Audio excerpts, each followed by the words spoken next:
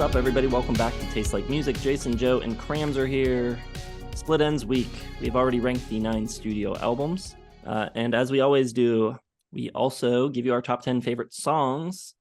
That is what this video is, and Cram is going to kick us off with his favorite Split Ends tunes. Let's start with number 10, and I've got She Got Body, She Got Soul. Really catchy, really fun. I love how it slows down and gets kind of romantic and endearing, and the harmonies and the sing-alongs are great. Number 9, I've got Sweet Dreams. I got a lot of mix of like their poppier stuff and their proggier stuff here, leaning maybe more prog, but Sweet Dreams has a really cool bouncing bass line, has a really nice, like incredibly warm positivity to it with the piano and that opening Cat Stevens like guitar. It's got like this freeing, flowery, earthy shine to it, which is really unique in their catalog, but a pretty cool tune. Number 8, I got Betty, which is really big sounding, amazing layering on the vocals. To me, it has some big Yes vibes with some ELO in there. Just the arrangements and layering of everything is so good. The big guitar is just fantastic. It's a really sweet, endearing tune. Number 7, I've got Under the Wheel.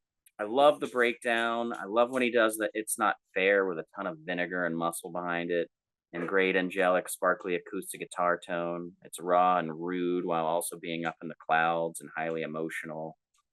Missing Person is next. Love the arpeggio guitar part. Love how it kicks into that pulse for the chorus.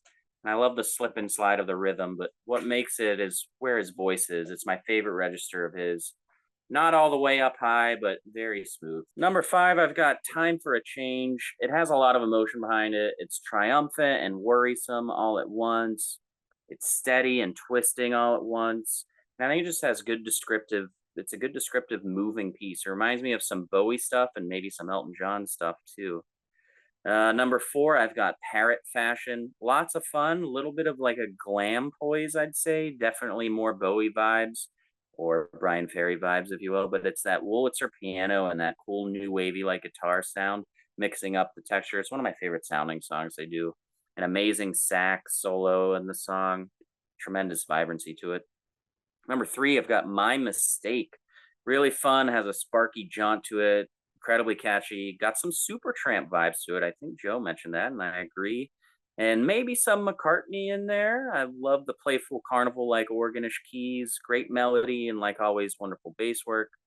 Number 2, I've got Without a Doubt, and that's really methodical and meditative, but musical and moving. Love the big stormy cymbal and bass swells that really help drive that feeling home. Really upbeat Elton John like verses. It's just got a little bit of everything, and it's catchy. It gets progressively more upbeat. But my number 1 is actually Crosswords, just rocking and crazy, like a cuckoo clock going nuts and out of control with all the springs and gears, stuff just busting out.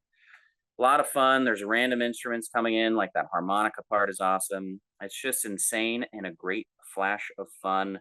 When they're zany, they're at their best, and this is their best. Ooh, okay, well, I got one of those. Number 10, the song that you know, I Got You, the only song they play in America. Really like the juxtaposition between the mysterious noirish verse and the big bright chorus. Very slick. Got those stabbing Costello-like synths. Number 9, Stranger Than Fiction. Killer guitar solo in there. Very Genesis-like intermingling of synths and guitars. Got some abrupt stops, the twisty song structures. Number 8, I Don't Want to Dance. Definite pub rock vibes. Definite, I could hear Elvis Costello doing this. Twitchy, nervous. Number 7, Time for a Change. The one I haven't caught with Cramser. Very much cross-section Genesis Roxy music there. Starts out as this, lovely little ballad and then transitions into a very cool, progressive, arty instrumental. Some real powerful guitar, big rising chords from piano. Number 6, 6 Months in a Leaky Boat. A really cool Zolo influenced drums. It's got like this folky, or what I imagine like New Zealand folk would sound like in a pop song. Number 5, Bullet Brain and Cactus Head. Definitely different sound from the band. Has a real hard edge. Neil's got some great screaming vocals. which he really only does in that song. And I wish he did more because he's got a great scream. Number 4, Iris. I love the falsetto, some great twin vocals between the Finn brothers, probably. At least I think it's the Finn brothers. Hard to tell. Cool twinkly synths on that one. It's really melodic and poppy. Number 3, Hard Act to Follow. Tons of energy, just on the verge of being frantic. Really like the cadence on the vocals from Tim or Neil. I don't know who sings these songs, but whoever sings it, great job. Number 2, Message to My Girl. Great pulsing bass, just a killer hook. Sounds like Neil's gearing up for Crowded House here. Sophisticated pop, done right. Number 1, though, the other split end song that I knew coming in, One Step Ahead. A little psychedelic, a little groovy, but filled with hooks. Love that classically influenced synth part that comes in. It's mysterious and beguiling, a little ominous. But it sounds like a pop song, and it's a great sort of tension there. So that is my favorite, One Step Ahead from Why I Oughta. All right. My top 10 split end songs. Number 10 is going to be History Never Repeats. If he's not taking over at this point, I think it's becoming abundantly clear that Neil's melodic ability is completely starting to eclipse Tim's. Just, maybe his songs aren't always the best on the records, but they're always the catchiest at this point. And this is a really catchy tune. Number 9, I've got I Got You. I love the nervous energy on this track. Those strange synths in the verses are super cool. And if you watch the channel a lot, you might know that I have this like pet peeve where I don't usually like songs that just kind of suddenly take a left turn or change too abruptly.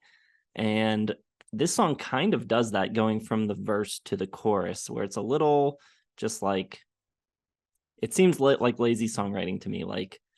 But the way they go back from the chorus seamlessly into the verse wins me over. I think it's really interesting and cool how they do that and tie them together, and you kind of realize oh, these parts do work together. Number 8, I've got The Woman Who Loves You, which is great art pop tune with some progressive tendencies, some incredible piano playing from Ed Rayner, great sax from Robert Gillies, giving way to a bit of a back and forth duel with, I think, Judd's guitar. Cool track there. Number 7, I've got What's the Matter with You.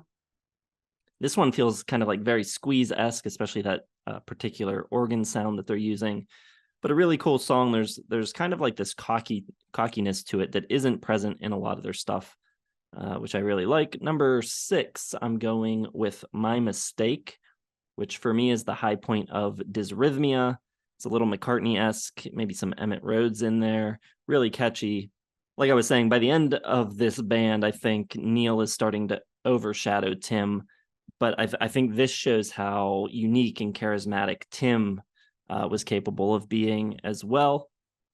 Number 5, I've got Late Last Night, which is a really cool song. For me, the best blending of their two sides early on, the proggy and arty, but also has a little Beatle-esque bounce to it. It's a little campy, a little glammy, topped with some great pop melodies. Really good song. Number 4, I've got Shark Attack, really high energy, super fun. All that key stuff after he yells Shark Attack is what really propels this song up my list, though. I think it's really just killer keyboard lines all over this.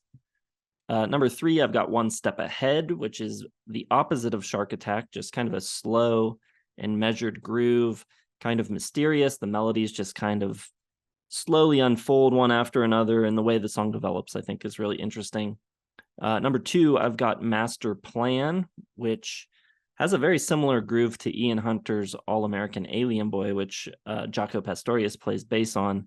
It's kind of like straight and funky at the same time, a little off-kilter, and I love the outro on this. They give you that extra little bit of melodic lift. And then number 1, 6 Months in a Leaky Boat, which I discovered during the 82 Deep Dive, made my top 25 that year. Insanely catchy, one of the great melodic art pop new wave songs of all time, I think. Perfect song, and that's my number 1. All right, so there you have it.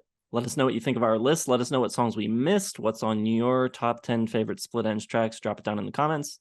Hit the like button, subscribe, hit the bell for notifications, and check out the video description for Facebook, Twitter, Instagram, website, merch, Patreon. We'll see you in the next one.